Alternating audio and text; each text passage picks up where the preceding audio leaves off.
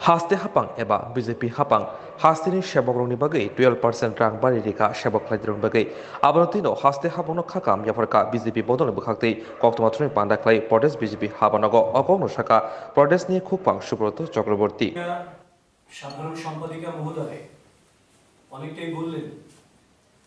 আজকে এক কথায় বলা যেতে পারে ত্রিপুরা রাজ্যের কর্মচারী পেনশনারদের জন্য একটা ঐতিহাসিক দিন। কারণ ত্রিপুরার গণতান্ত্রিক ইতিহাসে যতগুলি দল ক্ষমতায় ছিল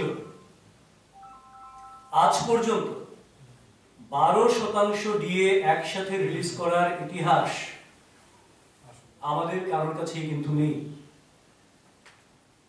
কাজে এটা একটা বিশাল পদক্ষেপ, এক ঐতিহাসিক যুগান্তকারী সিদ্ধান্ত এবং অত্যন্ত বলিষ্ঠ সিদ্ধান্ত, এবং এই সিদ্ধান্ত প্রমাণ করে রাজ্য সরকারের আর্থিক শৃঙ্খলা যতটা রাজ্য সরকারের রয়েছে, সেই সঙ্গে রাজ্য সরকারের উদার মন রয়েছে, বড় মন রয়েছে।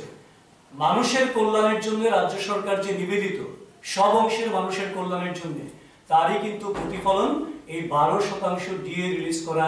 তার আগে আমরা দেখেছিলাম যে যখন 2.25 ফ্যাক্টর ছিল 7 সিপিসির ধাঁচে এসে সেই 2.25 ফ্যাক্টরকে রাজ্যে ভারতীয় জনতা পার্টির সরকার প্রতিষ্ঠিত হওয়ার পর 2.57 ফ্যাক্টরে উত্তীর্ণ করে তাদের রিফিক্সেশন কিন্তু হয়েছিল।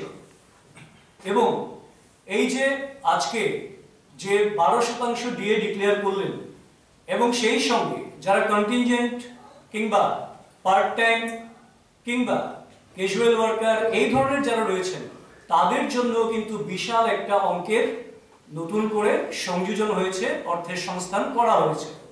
কাজে এই যুগান্তকারী ঐতিহাসিক সিদ্ধান্তের জন্য ভারতীয় জনতা পার্টি ত্রিপুরা প্রদেশের পক্ষ থেকে, ত্রিপুরার আপামর যারা সরকারি কর্মচারী রয়েছেন, পেনশনার্স রয়েছেন, সবার পক্ষ থেকে রাজ্যের মাননীয় মুখ্যমন্ত্রী প্রফেসর ডক্টর মানিক সাহা মহোদয় এবং মন্ত্রিসভার সমস্ত ক্যাবিনেট সদস্য যারা রয়েছেন, তাদের সবাইকে আমরা আন্তরিকভাবে অভিনন্দন জানাই, ধন্যবাদ জানাই, কৃতজ্ঞতা প্রকাশ করি। কারণ এই ডিএ রিলিজ করা মানে শুধু সরকারি কর্মচারীরাই বেনিফিট পাবে বা পেনশনাররাই বেনিফিট পাবে তা নয়, রাজ্যের বাজার নতুনভাবে আবার উজ্জীবিত হয়ে উঠবে কর্মচারীদের এই এবং পেনশনারদের জন্য এই ডিএ রিলিজ করার ফলে। এবং সম্মাননীয় সাধারণ সম্পাদিকা বলেছেন এতে 1,04,600 কর্মচারী এবং 80,800 পেনশনার্স সমানভাবে উপকৃত হবেন। কিন্তু সবচেয়ে গুরুত্বপূর্ণ সিদ্ধান্ত যেটা তার সঙ্গে রয়েছে, সেটা আমার মনে হয় আরো যুগান্তকারী। এইরকম খুব কসমিনকালে দেখা যায়নি যে DRW group C, DRW technical, DRW group D কিংবা permanent labour, monthly rated worker, head priest কিংবা এই ধরনের পার্ট টাইম ওয়ার্কার যারা 4 ঘন্টা, 3 ঘন্টা, 2 ঘন্টা কাজ করেন, কিংবা ভিলেজ চৌকিদার, স্কুল মাদার, চন্তাই থেকে শুরু করে এই সমস্ত বিভিন্ন ক্ষেত্রে যারা রয়েছেন, তাদের প্রত্যেকের ক্ষেত্রে প্রায় 50% করে নতুন বৃদ্ধি করা হয়েছে তাদের যে স্যালারি কাঠামো আছে। অর্থাৎ আগে যিনি 6,000 টাকা পারিশ্রমিক পেতেন, এবার সেটা 9,000 বা তার একেবারেই কাছাকাছি রয়েছে। আগে যদি কেউ 8,000 টাকা পেতেন, তাহলে এবার সেটা 12,000 টাকা বা তার প্লাস মাইনাস কিছু রয়েছে। এইরকম একটা ঐতিহাসিক বলিষ্ঠ সিদ্ধান্ত, যেটা সমাজের প্রত্যেকটা অংশের সরকারি বিভিন্ন ডিপার্টমেন্টের একেবারে নিচু তলা থেকে শুরু করে নিয়মিত অনিয়মিত থেকে শুরু করে সমস্ত অংশের মানুষ সমানভাবে উপকৃত হবে। এই যে সরকারের সবকা সাথ সবকা বিকাশ, শুধুমাত্র সরকারি কর্মচারী নয়, রেগুলার কর্মচারী পেনশনার নয়, যারা ডেইলি রেটেড, তাদের জন্য পর্যন্ত সরকার উদারভাবে যে ভাবনা রেখেছেন, তার জন্য সরকারকে অবশ্যই ধন্যবাদ জানাবো এবং কৃতজ্ঞতা প্রকাশ করব।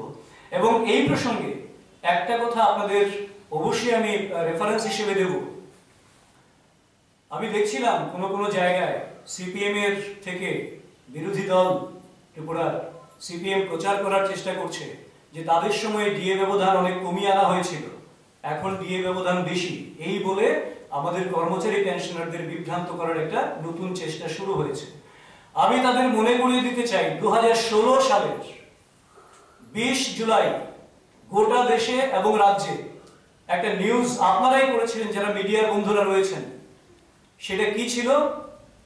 সেই সময়ে 2016 সালে ত্রিপুরা হাইকোর্ট নির্দেশ দিয়েছিল ত্রিপুরা সরকারকে যে আপনারা ত্রিপুরা কর্মচারীদের জন্য যেই ডিএর বিষয় রয়েছে 42% ডিএ আপনাদেরকে মিটিয়ে দিতে হবে, কারণ সেই সময় ডিএর ব্যবধান ছিল 88% যদি থাকতো ত্রিপুরার কর্মচারীদের জন্য, তাহলে সেন্ট্রালে ছিল 125%।